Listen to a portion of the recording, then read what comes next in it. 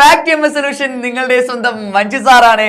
So ഇന്ന് നമ്മൾ discuss ചെയ്യുമ്പോൾ നമ്മുടെ കെമിസ്ട്രിയിലെ ഒന്നാമത്തെ ചാപ്റ്റർ കെമിസ്ട്രി ഓഫ് ചേഞ്ചസ് അഥവാ മാറ്റങ്ങളുടെ രസതന്ത്രം. പൊന്നുമക്കളെ, ഇത് വളരെ കുറഞ്ഞ സമയം കൊണ്ട് സാർ സെറ്റ് ആക്കാൻ പോവുകയാണ്. സോ ഈ വീഡിയോ മുഴുവനായിട്ട് കണ്ടിട്ടോ. എന്തൊക്കെയാണ് സാർ ഈ ചാപ്റ്റർ പഠിക്കാനുള്ളത്? എടാ, ഈ ചാപ്റ്ററിന്റെ പേര് പോലെ തന്നെ കുറെ ചേഞ്ചസ് ആണ് പഠിക്കാനുള്ളത്, കുറെ മാറ്റങ്ങളാണ് പഠിക്കാനുള്ളത്. അതിന്റെ മുന്നേ മക്കൾ എന്തായാലും പഠിച്ചിരിക്കേണ്ട ഒരു ഭാഗമാണ് മാറ്റർ എന്ന് പറഞ്ഞു കഴിഞ്ഞാൽ അഥവാ ദ്രവ്യം എന്ന് പറഞ്ഞു കഴിഞ്ഞാൽ. സോ ഇതിന്റെ മക്കൾ ജസ്റ്റ് നോക്കിയാൽ മതി. All substance in the universe are made of matter. മക്കൾ ഇത്ര പഠിച്ചാൽ മതി. പ്രപഞ്ചത്തിലെ എല്ലാ പദാർത്ഥങ്ങളും നിർമ്മിച്ചിട്ടുള്ളത് ദ്രവ്യം കൊണ്ടാണ് അഥവാ മാറ്റർ കൊണ്ടാണ്. സാറേ, അപ്പൊ എന്താണ് ഈ മാറ്റർ എന്ന് പറഞ്ഞു കഴിഞ്ഞാൽ അവൻക്ക് വല്ല പ്രത്യേകതയുണ്ടോ? സെറ്റ് ആക്കി തരാ. എന്നാ പിടിച്ചോ. What are the characteristics of matter? എന്തൊക്കെയാണ് ദ്രവ്യത്തിന്റെ സവിശേഷതകൾ? പഠിക്കാതെ പോകരുത്.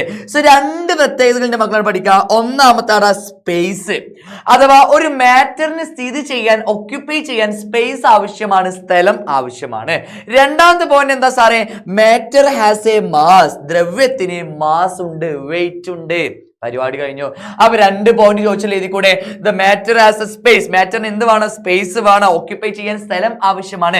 രണ്ടാമത്തെ പോയിന്റ് എന്താ? Matter has a mass. ദ്രവ്യത്തിന് മാസ് ഉണ്ട്. അപ്പൊ എങ്ങനെയാണ് സാറേ നോക്കാം? ഇവിടെ നോക്കിക്കൂടാ. ഞാൻ എന്ത് ചെയ്തേ? ഒരു ബീക്കർ എടുത്തേ. ഈ ബീക്കറിൽ ഇത്ര വെള്ളേ ഉള്ളൂ എന്ന് വിചാരിക്കാം. ഒരു ഹാഫ് വെള്ളം ഉണ്ട്. സോ അതിലോട്ട് ഞാൻ എന്ത് ചെയ്തോ? ഒരു കല്ല് ജസ്റ്റ് ഇങ്ങനെ ഒരു ത്രെഡിൽ കെട്ടി, നൂലിൽ കെട്ടിട്ട് ഇറക്കുകയാണെങ്കിൽ എന്താ സംഭവിക്കുക? ആ വെള്ളം മുകളിലോട്ട് കുറച്ചിങ്ങനെ പൊന്തും. റെഡി ആണല്ലോ? വെള്ളം മുകളിലോട്ട് പൊന്തും. എന്തുകൊണ്ട് ഈ വെള്ളം മുകളിലോട്ട് പൊന്താൻ കാരണം? സാറേ, ആ കല്ലിന് നിൽക്കാൻ അവിടെ സ്പേസ് ആവശ്യമാണ്, സ്ഥലം ആവശ്യമാണ്. പഠിച്ചു, അത്രയേ ഉള്ളൂ. ഇനി സാറിന്റെ കയ്യിൽ ഒരു ചെറിയ കല്ലുണ്ട്, ഒരു വലിയ കല്ലുണ്ട്. ഏതിനേക്കാളും കൂടുതൽ വെയിറ്റ് അനുഭവപ്പെടുക? സാറേ, വലിയ കല്ലിനാണ് വെയിറ്റ് അനുഭവപ്പെടുക. അതാണ് മാസ് എന്ന് പറഞ്ഞു കഴിഞ്ഞാൽ. റെഡി ആണല്ലോ? അപ്പൊ രണ്ട് പോയിന്റ് പഠിച്ചു. Matter has a mass, matter has a mass ഉണ്ട്. പിന്നെ മാറ്ററിനെ ഓക്യുപ്പൈ ചെയ്യാൻ സ്പേസും ആവശ്യമാണ്. എന്നാൽ എന്റെ മക്കൾ പഠിച്ചു വെച്ചോ. സ്ഥിതി ചെയ്യാൻ സ്ഥലം ആവശ്യമുള്ളതും മാസ് ഉള്ളതുമായി ഏതിനെയും ദ്രവ്യം എന്ന് വിളിക്കാം. Anything that occupies space and has mass is called a matter. അപ്പൊ മൊബൈൽ ഫോൺ സാറേ മാസ് ഉണ്ട്, സ്ഥിതി ചെയ്യാൻ സ്ഥലം ആവശ്യമാണ്. അപ്പൊ മൊബൈൽ ഫോണിന് നമുക്ക് എന്ത് പറയാം? മാറ്റർ ആണെന്ന് പറയാം. ഇനി എന്റെ മക്കൾ കാണുന്ന ടാബ് ആയിക്കോട്ടെ, ടി വി ആയിക്കോട്ടെ, മാറ്റർ ആണെന്ന് പറയാം. പെൻ ആയിക്കോട്ടെ, പെൻസിൽ ആയിക്കോട്ടെ, മാറ്റർ ആണെന്ന് പറയാം. റെഡി അല്ലേ? അപ്പൊ സാറേ, മാറ്ററിനെ നമ്മൾ ക്ലാസിഫൈ ചെയ്യാലോ. State of matter. എന്റെ മക്കൾക്ക് പഠിക്കാനുള്ളത് 3 മാറ്റർ, 3 പഠിക്കണം. Solid state, liquid state, gas state. പരിപാടി കഴിഞ്ഞു. ഖരാവസ്ഥ, ദ്രാവകാവസ്ഥ, വാതകാവസ്ഥ. ഇനി മക്കൾ ഇതൊന്ന് പഠിച്ചിട്ട് പോയിക്കോളാ. സോളിഡ് സ്റ്റേറ്റ് അഥവാ ഖരാവസ്ഥ എന്ന് പറഞ്ഞു കഴിഞ്ഞാൽ മോളിക്യൂൾസ്, തന്മാത്രകൾ തമ്മിൽ അടുത്തടുത്ത് നിൽക്കും. സോ രണ്ട് മോളിക്യൂൾസ്, രണ്ട് തന്മാത്രകൾ തമ്മിൽ ഏറ്റവും അടുത്ത് നിൽക്കുന്ന സ്റ്റേറ്റ് ഏതാ ചോദിച്ചാൽ അത് സോളിഡ് സ്റ്റേറ്റ് ആണ്. റെഡി അല്ലേ? അങ്ങനെയാണെങ്കിൽ സാറ് ലിക്വിഡ് സ്റ്റേറ്റ് ആണെങ്കിലോ ദ്രാവകാവസ്ഥ ആണെങ്കിലോ സിമ്പിൾ ആയിട്ട് പറയാടാ. ഒരു മോളിക്യൂൾ ഇവിടെ ആണെങ്കിൽ അടുത്ത മോളിക്യൂൾ കുറച്ച് ഡിസ്റ്റൻസ് ഉണ്ടാകും, കുറച്ച് അകലേക്കാർ നിൽക്കുന്നുണ്ടാവുക. അപ്പൊ നമുക്ക് അവനെ പറയാൻ പറ്റും അത് ലിക്വിഡ് സ്റ്റേറ്റ് ആണ്, ദ്രാവകാവസ്ഥയാണ്. അങ്ങനെയാണെങ്കിൽ ഗ്യാസ് സ്റ്റേറ്റ് എന്ന് പറഞ്ഞാലോ വാതകാവസ്ഥ എന്ന് പറഞ്ഞാലോ ഒന്ന് ഇവിടെ ആണെങ്കിൽ ഒന്ന് തൊട്ട് അപ്പുറത്തേക്കാരം. അപ്പൊ കുറെ ഡിസ്റ്റൻസ് മോളിക്യൂൾസ് തമ്മിൽ, തന്മാത്രകൾ തമ്മിൽ വളരെ അധികം ദൂരമുണ്ടെങ്കിൽ, ഡിസ്റ്റൻസ് കൂടുതലാണെങ്കിൽ അത് ഗ്യാസ് സ്റ്റേറ്റ് ആയിരിക്കും, വാതകാവസ്ഥയായിരിക്കും. റെഡി അല്ലേ? ബുദ്ധിമുട്ടില്ലല്ലോ? അപ്പൊ എന്റെ മക്കൾ ആ കാര്യം പഠിച്ചു. ക്രിസ്റ്റൽ ക്ലിയർ ആണ് സാറേ. 3 സ്റ്റേറ്റ് ആണ് പഠിക്കാനുള്ളത്. ഇനി എന്റെ മക്കൾ പഠിക്കേണ്ട ഏറ്റവും ഇമ്പോർട്ടന്റ് ടോപ്പിക് ആണ് physical changes and chemical changes. ഭൗതിക മാറ്റവും രാസമാറ്റവും. സാറേ, എന്താണ് ഈ ഫിസിക്കൽ ചേഞ്ചും കെമിക്കൽ ചേഞ്ചും പറഞ്ഞാല്? സാറിന്റെ കയ്യിൽ ഒരു പേപ്പർ ഉണ്ട് എന്ന് വിചാരിക്കാം. സാറിന്റെ കയ്യിൽ ജസ്റ്റ് ഒരു പേപ്പർ ഉണ്ട്. സോ ഈ പേപ്പർ സാർ എന്ത് ചെയ്തു ചോദിച്ചാൽ ഞാൻ ജസ്റ്റ് ഇങ്ങനെ മടക്കി ഇങ്ങനെ ആക്കി എന്ന് വിചാരിക്കാം. അപ്പൊ ഇതിന്റെ ഷേപ്പൊക്കെ ആകെ അങ്ങോട്ടും ഇങ്ങോട്ടൊക്കെ മാറി. പക്ഷെ പുതിയതായിട്ട് ആരെങ്കിലും അവിടെ ഉണ്ടായിട്ടുണ്ടോ? ഇല്ല സാറേ. അപ്പൊ പുതുതായിട്ട് ആരും വന്നിട്ടില്ല എങ്കിൽ അവന്റെ ഷേപ്പ് ചെറുതായിട്ട് അങ്ങോട്ടും ഇങ്ങോട്ടും മാറുകയാണെന്നുണ്ടെങ്കിൽ നമുക്ക് അവനെ പറയാം അതൊരു ഫിസിക്കൽ ചേഞ്ച് ആണ്.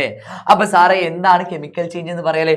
ന്യൂ സബ്സ്റ്റൻസ് ഫോം ചെയ്താൽ, പുതിയ പദാർത്ഥങ്ങൾ ഉണ്ടാകുന്നുണ്ടെങ്കിൽ അവനെ നമുക്ക് എന്ത് പറയാം? കെമിക്കൽ ചേഞ്ച്, രാസമാറ്റം എന്ന് പറയാം. ഭൗതിക മാറ്റത്തിൽ പുതിയ പദാർത്ഥങ്ങൾ ഉണ്ടാകുന്നില്ല. ഒന്നാമത്തെ point, new substance are not formed. അതിൽ പദാർത്ഥങ്ങളിലെ തന്മാത്രകളുടെ ക്രമീകരണം വ്യത്യാസം അഥവാ മോളിക്യൂൾസിന്റെ അറേഞ്ച്മെന്റ് അങ്ങോട്ടും ഇങ്ങോട്ടും മാറാണ് ചെയ്യുന്നത്. അങ്ങനെയാണെങ്കിൽ രാസമാറ്റം, കെമിക്കൽ ചേഞ്ചോ, ഒരു പദാർത്ഥം പൂർണ്ണമായും മറ്റൊരു പദാർത്ഥമായിട്ട് മാറുന്നു. ന്യൂ സബ്സ്റ്റൻസ് ഒരു പുതിയ അനദർ സബ്സ്റ്റൻസ് ആയിട്ട് മാറുന്നുണ്ട്. അതുപോലെ that main the new molecules R form. പുതിയ പദാർത്ഥങ്ങൾ ഉണ്ടാകുകയും ചെയ്യുന്നുണ്ട്. ഓർമ്മയിൽ വെച്ചോളാട്ടോ. സോ എന്റെ മക്കൾക്ക് ബുദ്ധിമുട്ടില്ലല്ലോ? അങ്ങനെയാണെങ്കിൽ എന്റെ മക്കൾ ഇതൊന്ന് പഠിക്കണം കേട്ടോ. നമ്മുടെ മെഴുകുതിരി കത്ത എന്നൊക്കെ പറഞ്ഞു കഴിഞ്ഞാൽ, അഥവാ കാൻഡിൽ ബേൺ ചെയ്യുക എന്നൊക്കെ പറഞ്ഞു കഴിഞ്ഞാൽ എന്റെ മക്കൾ മനസ്സിലാക്കിയത് ഇമ്പോർട്ടന്റ് ആണ്. സോ കത്ത എന്ന് പറഞ്ഞു കഴിഞ്ഞാൽ ഒരാൾ എന്ത് തന്നെ കത്തിക്കഴിഞ്ഞാൽ അവിടെ പുതുതായിട്ട് കാർബൺ ഡൈ ഓക്സൈഡ് പുക വരൂലേ, അതുപോലെ H2O വാട്ടർ മോളിക്യൂള്, അതുപോലെ ഹീറ്റ്, പിന്നെ ലൈറ്റ് പ്രകാശം, ഇതൊക്കെ പുതുതായിട്ട് ഉണ്ടാകുന്നുണ്ട്. അപ്പൊ ഇന്റെ മക്കൾ ഇങ്ങനെ പഠിച്ചു വെച്ചാൽ മതി, മെഴുക് കത്തുക എന്നൊക്കെ പറഞ്ഞു കഴിഞ്ഞാൽ അതൊരു കെമിക്കൽ ചേഞ്ച് ആയിരിക്കും, അഥവാ രാസമാറ്റമായിരിക്കും. ഓക്കെ ആണല്ലോ, ബുദ്ധിമുട്ടില്ലല്ലോ, റെഡി അല്ലേ? അപ്പൊ എന്റെ മക്കൾ എന്ത് ചെയ്യുക, ഈ കാര്യം മക്കൾ ഒന്ന് ഓർമ്മയിൽ വെച്ചോളാം. അങ്ങനെയാണെങ്കിൽ സാറേ ഇനി നമ്മൾ പഠിക്കാൻ പോകുന്ന റിയാക്ഷൻസ് ആണ്. 3 റിയാക്ഷൻസ് പഠിക്കാൻ പോകുകയാണ്. ഇമ്പോർട്ടന്റ് ആൻഡ് ഇമ്പോർട്ടന്റ്, സിമ്പിൾ ആയിട്ട് പറഞ്ഞിടാ. ഒന്നാമത്തെ റിയാക്ഷന്റെ പേരാണ് തെർമോ കെമിക്കൽ റിയാക്ഷൻ, താപരാസ പ്രവർത്തനം. എന്റെ മക്കൾ ഇങ്ങോട്ട് നോക്കുക, അതായത് ചൂടുമായി ബന്ധപ്പെട്ട, ഹീറ്റുമായി ബന്ധപ്പെട്ട റിയാക്ഷൻ നമുക്ക് എന്ത് പറയാം, തെർമോ കെമിക്കൽ റിയാക്ഷൻ എന്ന് പറയാം. പഠിച്ചില്ലേ? അപ്പൊ താപവുമായി ബന്ധപ്പെട്ട റിയാക്ഷൻ ആണ് താപരാസ പ്രവർത്തനം. അപ്പൊ എന്താണ് സാറേ തെർമോകെമിക്കൽ റിയാക്ഷൻ? പരീക്ഷ ചോദിക്കും, പഠിച്ചു വെച്ചോ. ഈ താപവുമായി ബന്ധപ്പെട്ട, ഹീറ്റുമായി ബന്ധപ്പെട്ട എനർജി ഏത് ചോദിച്ചു കഴിഞ്ഞാൽ ഹീറ്റ് എനർജി. ഹീറ്റുമായി ബന്ധപ്പെട്ട എനർജി ഹീറ്റ് എനർജി, മലയാളത്തിൽ പറഞ്ഞാൽ താപോർജം എന്ന് പറയാം. റെഡിയാണ് സാറേ? അപ്പൊ നോക്കിക്കോ, ഒന്നില്ലെങ്കിൽ താപോർജം പുറത്തുവിടുന്നതോ അല്ലെങ്കിൽ ആഗിരണം ചെയ്യുന്നതോ ആയ പ്രവർത്തനങ്ങളെ താപരാസ പ്രവർത്തനം എന്ന് പറയുന്നു. The reaction in which heat energy is liberated, ഒന്നില്ലെങ്കിൽ പുറത്തുവിടുക അല്ലെങ്കിൽ ഹീറ്റ് എനർജി അബ്സോർവ് ചെയ്യുക. This is known as thermo chemical reaction. പഠിച്ചില്ലേ? അത്രയേ ഉള്ളൂ. അപ്പൊ ഹീറ്റുമായി ബന്ധപ്പെട്ട റിയാക്ഷൻ നമ്മുടെ ഇംഗ്ലീഷിന്റെ ഇയാസർ ആണെന്ന് വിചാരിക്കുക, ഇയാസർ ഞാൻ കത്തിക്കാന്ന് വിചാരിക്കുക, അവിടെ യൂസ് ചെയ്യുന്ന എനർജി ഏതാ? Heat energy. This is known as thermo chemical reaction. Clear ആണല്ലോ? അപ്പൊ ഇനി മക്കൾ എന്ത് പഠിക്കണം ചോദിച്ചാൽ, ഈ താപരാസ പ്രവർത്തനത്തെ തെർമോ കെമിക്കൽ റിയാക്ഷൻ നമ്മൾ 2ആയി ക്ലാസിഫൈ ചെയ്യാൻ പോകുകയാണ്. ഒന്നാമത്തെ റിയാക്ഷൻ ആണ് എക്സോതെർമിക് റിയാക്ഷൻ. എന്താണ് എക്സോതെർമിക്? എടാ എക്സിറ്റ് എന്ന് പറഞ്ഞാൽ എന്താ? പുറത്തോട്ട് എന്നല്ലേ, പുറത്തു പോടാ എന്ന് പറഞ്ഞ പോലെ, യാ സാർ പുറത്തു പോ എന്ന് പറയുന്ന പോലെ എക്സോതെർമിക് റിയാക്ഷൻ എന്ന് പറഞ്ഞാൽ പുറത്തോട്ട് ഹീറ്റ് വരുന്നുണ്ടെങ്കിൽ പഠിച്ചു വെച്ചോളാം. അപ്പൊ ഒരു റിയാക്ഷന്റെ പുറത്തോട്ടാണ് ഹീറ്റ് വരുന്നതെങ്കിൽ ആ റിയാക്ഷൻ നമ്മൾ എക്സോതെർമിക് റിയാക്ഷൻ എന്ന് പറയുന്നു. റെഡിയാണല്ലോ? ദ ഹീറ്റ് ഈസ് ലിബറേറ്റഡ്, അതായത് ഒരു കെമിക്കൽ റിയാക്ഷനിൽ ഹീറ്റ് പുറത്തു വരുന്നുണ്ടെങ്കിൽ, താപം പുറത്തു വരുന്നുണ്ടെങ്കിൽ ആ റിയാക്ഷൻ ആണ് എക്സോതെർമിക് റിയാക്ഷൻ. അപ്പൊ സാറേ എന്താ എൻഡോതെർമിക് റിയാക്ഷൻ എന്ന് പറഞ്ഞാല്? എടാ എൻറ്റർ ചെയ്യുക എന്ന് പറഞ്ഞാൽ എന്താ? ഉള്ളിലോട്ട് വരിക. അപ്പൊ ഹീറ്റിനെ ഞാൻ അബ്സോർവ് ചെയ്യാണ്, ഉള്ളിലോട്ട് വരികയാണെങ്കിൽ അവനെ നമ്മൾ പറയുന്ന പേരാണ് എൻഡോതെർമിക് റിയാക്ഷൻ. റെഡിയാണല്ലോ? രാസപ്രവർത്തനങ്ങളിൽ താപോർജം ആഗിരണം ചെയ്യപ്പെടുന്നുവെങ്കിൽ അത്തരം രാസപ്രവർത്തനത്തെ താപാഗിരണ പ്രവർത്തനം അഥവാ എൻഡോതെർമിക് റിയാക്ഷൻ എന്ന് പറയുന്നു. ഇനി മക്കൾ പഠിക്കാം, ഒരു റിയാക്ഷന്റെ പുറത്തോട്ടാണ് ഹീറ്റ് വരുന്നതെങ്കിൽ അത് എക്സോതെർമിക് റിയാക്ഷൻ ആണ്. റെഡിയാണല്ലോ? ഇനി പുറത്തോട്ട് തണുപ്പാണ് വരുന്നതെങ്കിൽ, അങ്ങനെ പഠിച്ചോ കേട്ടോ, ഒരു കെമിക്കൽ റിയാക്ഷന്റെ പുറത്തോട്ട് നല്ല തണുപ്പാണ് സാറേ വരുന്നത്, അത് എൻഡോതെർമിക് റിയാക്ഷനേക്കാരം. കാരണം എന്താ? പുറത്തോട്ട് തണുപ്പ് വരുമ്പോൾ ഉള്ളിലോട്ടാണ് ചൂട്. അങ്ങനെ പഠിച്ചു വെച്ചാൽ മതി. ക്ലിയർ ആണല്ലോ? ബുദ്ധിമുട്ടില്ല സാറേ. അപ്പൊ അത് നമ്മൾ എന്ത് ചെയ്തിട്ടുണ്ട്? സെറ്റ് ആക്കിയിട്ടുണ്ട്. അപ്പൊ ഒന്ന് തെർമോ കെമിക്കൽ റിയാക്ഷൻ പഠിച്ചു. ഇനി രണ്ടാമത്തെ റിയാക്ഷൻ പറഞ്ഞ പേരാണ് ഫോട്ടോ കെമിക്കൽ റിയാക്ഷൻ അഥവാ പ്രകാശ രാസപ്രവർത്തനം. നമ്മൾ എന്ത് ചെയ്തു? ഒരു ഫോൺ എടുത്തിട്ട് ഫോട്ടോ എടുക്കുക എന്ന് വിചാരിക്കാം. ജസ്റ്റ് അത് ക്ലിക്ക് ചെയ്ത് കഴിഞ്ഞാൽ ആ ഫ്ലാഷ് ലൈറ്റ് അടിക്കൂലേ? അത്ര മനസ്സിലാക്കി വെച്ചാൽ മതി. ആ ഫ്ലാഷ് അടിക്കുമ്പോൾ ലൈറ്റ് അല്ലേ പുറത്തോട്ട് വരുന്നത്? അതാണ് ആ ഫോട്ടോ കെമിക്കൽ റിയാക്ഷൻ. അപ്പൊ പ്രകാശവുമായി ബന്ധപ്പെട്ട രാസപ്രവർത്തനങ്ങളെ നമ്മൾ പറയുന്ന പേരാണ് ഫോട്ടോ കെമിക്കൽ റിയാക്ഷൻ, പ്രകാശ രാസപ്രവർത്തനം. അപ്പൊ നേരത്തെ പഠിച്ച അതന്നെയാണ് പഠിച്ചു വെച്ചാൽ മതി. അപ്പൊ പ്രകാശവുമായി ബന്ധപ്പെട്ട എനർജി ഏതാ സാറേ? Light energy, പ്രകാശോർജം. റെഡി ആണല്ലോ? ഒന്നില്ലെങ്കിൽ ലൈറ്റ് എനർജിയെ അബ്സോർവ് ചെയ്യുന്നു, അല്ലെങ്കിൽ ലൈറ്റ് എനർജിയെ ലിബറേറ്റ് ചെയ്യുന്നു, പുറത്തുവിടുന്നു. അപ്പൊ പ്രകാശോർജത്തെ ആഗിരണം ചെയ്യുകയോ പ്രകാശോർജത്തെ പുറത്തുവിടുകയോ ചെയ്യുന്ന രാസപ്രവർത്തനങ്ങളെ നമ്മൾ പറയുന്ന പേരാണ് ഫോട്ടോ കെമിക്കൽ റിയാക്ഷൻ. എക്സാമ്പിൾ പഠിച്ചോ? ഒന്നാമത്തെ എക്സാമ്പിൾ ആണ്, എക്സാമിന് എന്തായാലും ചോദിക്കാൻ ചാൻസ് ഉള്ള 2 എക്സാമ്പിൾസ് ആണ് ഈ 2 ആൾക്കാർ പഠിച്ചിട്ട് പോകുക. സോ ഒന്നാമത്തെ എക്സാമ്പിൾ ഏതാ ചോദിച്ചാൽ ഫോട്ടോസിന്തസിസ് ആണ്, അഥവാ പ്രകാശ സംശ്ലേഷണമാണ്. സോ പ്രകാശ സംശ്ലേഷണം എന്ന് പറഞ്ഞു കഴിഞ്ഞാൽ സസ്യങ്ങൾ അഥവാ പ്ലാന്റ്സ് സൂര്യപ്രകാശത്തെ ആഗിരണം ചെയ്ത് അബ്സോർവ് ചെയ്ത് ആഹാരങ്ങൾ പാകം ചെയ്യുന്നതാ. അപ്പൊ എന്റെ മക്കൾ മനസ്സിലാക്കുക, ഇവിടെ സൂര്യപ്രകാശത്തെ ആഗിരണം ചെയ്യുന്നു, പ്രകാശത്തെ ആഗിരണം ചെയ്യുന്ന റിയാക്ഷനാ ഫോട്ടോസിന്തസിസ് എന്ന് പറഞ്ഞാൽ. ഇനി ഫയർ ഫ്ലൈസ്, മിന്നാമിനി അതൊരു പാട്ട് കാണാം, മിന്നാമിനിക്ക് തിരി പൊന്നെ മിന്നുന്നതെല്ലാം പൊന്നല്ല, അതേപോലെ പാട്ടൊക്കെ പാടി പഠിക്കുക. സോ മിന്നാമിനിങ് അഥവാ ഫയർ ഫ്ലൈസ് എന്ന് പറഞ്ഞു കഴിഞ്ഞാൽ പ്രകാശോർജം എന്താ ചെയ്യുക? പുറത്തോട്ടാ വിടുക.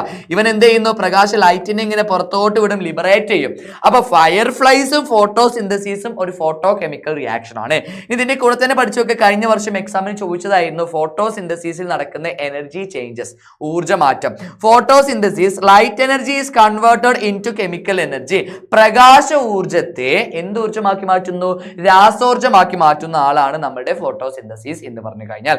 അപ്പൊ 2 റിയാക്ഷൻ പഠിച്ചു. ഇനി മൂന്നാമത്തെ റിയാക്ഷൻ ആണ് ഇലക്ട്രോ കെമിക്കൽ റിയാക്ഷൻ. എന്റെ മക്കൾ ഇപ്പൊ തന്നെ ഒന്ന് കമന്റ് ചെയ്ത് നോക്കടാ, ഇലക്ട്രോ കെമിക്കൽ റിയാക്ഷൻ ആരുമായി ബന്ധപ്പെട്ടതായിക്കാരം? ഹീറ്റ് ആണോ, ലൈറ്റ് ആണോ, ഇലക്ട്രിസിറ്റി ആണോ?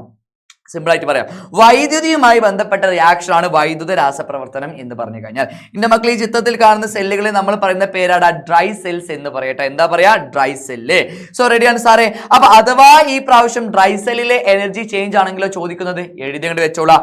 ഡ്രൈ സെൽ എന്ന് പറഞ്ഞു കഴിഞ്ഞാൽ മക്കളെ ആ ഡ്രൈ സെല്ലിന്റെ ഉള്ളിൽ കുറെ കെമിക്കൽസ് അല്ലേ ഉണ്ടാവുക. അപ്പൊ കെമിക്കൽ എനർജി വർക്ക് ചെയ്തിട്ട് നമുക്ക് പുറത്തോട്ട് എന്താ വരിക? ചാർജസാ വരിക, വൈദ്യുതിയാ വരിക. അപ്പൊ ഡ്രൈ സെല്ലിൽ രാസോർജം വൈദ്യുതോർജമായി മാറുന്നു. In the dry cell, chemical energy is converted into electrical energy. പഠിച്ചു വെച്ചോളൂ കേട്ടോ. കെമിക്കൽ എനർജി, കെമിക്കൽസ് എല്ലാം വർക്ക് ചെയ്ത് നമുക്ക് പുറത്തോട്ട് ഇലക്ട്രിക്കൽ എനർജി ആയിട്ട് കിട്ടുന്നു, വൈദ്യുതോർജ്ജമായിട്ട് കിട്ടുന്നു. ശരിയാണ് സാറേ, സെറ്റ് ആണ്. അപ്പൊ ഇനി എന്റെ മക്കൾ പഠിക്കുന്നതാണ് ഇലക്ട്രോ കെമിക്കൽ റിയാക്ഷനുമായി ബന്ധപ്പെട്ട ഒന്നാമത്തെ ആളാണ് ഇലക്ട്രോലൈസിസ്, വൈദ്യുത വിശ്ലേഷണം. സോ ഇലക്ട്രിസിറ്റി ഉപയോഗിച്ചുകൊണ്ട്, വൈദ്യുതി ഉപയോഗിച്ചുകൊണ്ട് ഒരു പദാർത്ഥത്തെ, ഒരു സബ്സ്റ്റൻസിനെ രണ്ടായിട്ട് കട്ട് ചെയ്യുക, രണ്ടായിട്ട് സ്പ്ലിറ്റ് ചെയ്യുന്നതിനെ നമ്മൾ പറയുന്ന പേരാണ് ഇലക്ട്രോലൈസിസ്. വൈദ്യുതോർജ്ജം ആഗിരണം ചെയ്ത് ഒരു പദാർത്ഥം വിഘടനത്തിന് വിധേയമാകുന്ന രാസപ്രവർത്തനം വൈദ്യുത വിശ്ലേഷണം എന്നറിയപ്പെടുന്നു. The process of dissociation of substance by absorbing electrical energy. Electrical energy use ചെയ്തുകൊണ്ട് ഒരു സബ്സ്റ്റൻസ് വിഘടിക്കുക, ഡീകമ്പോസ് ചെയ്യുന്ന റിയാക്ഷനെ നമ്മൾ പറയുന്ന പേരാണ് ഇലക്ട്രോലൈസിസ്. അപ്പൊ ഇലക്ട്രോലൈസിസ് ആര് വേണം? വൈദ്യുതി വേണം.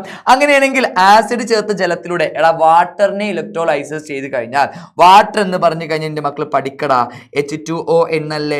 സോ H2O ഞാൻ ഇലക്ട്രോലൈസ് ചെയ്ത് കഴിഞ്ഞാൽ H2+O2 ഹൈഡ്രജനും ഓക്സിജനുമായിട്ട് രണ്ടായിട്ട് സ്പ്ലിറ്റ് ആവും. ഇതാണ് ഇലക്ട്രോലൈസിസ്. പഠിച്ചു വെക്കുക. റെഡി ആണല്ലോ. വെള്ളത്തെ ഞാൻ വൈദ്യുത വിശ്ലേഷണം ചെയ്താൽ എനിക്ക് ഹൈഡ്രജനും ഓക്സിജനും ആയിട്ട് മാറ്റുന്നു.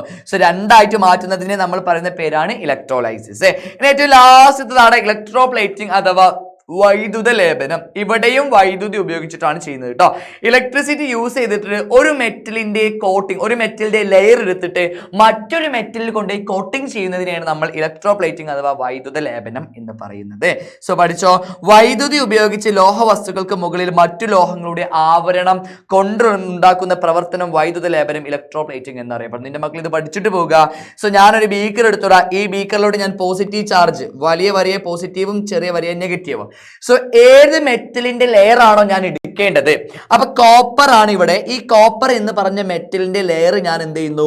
ഇരുമ്പ് വളയിൽ കൊണ്ടുപോയിട്ട് വെക്കാണ്.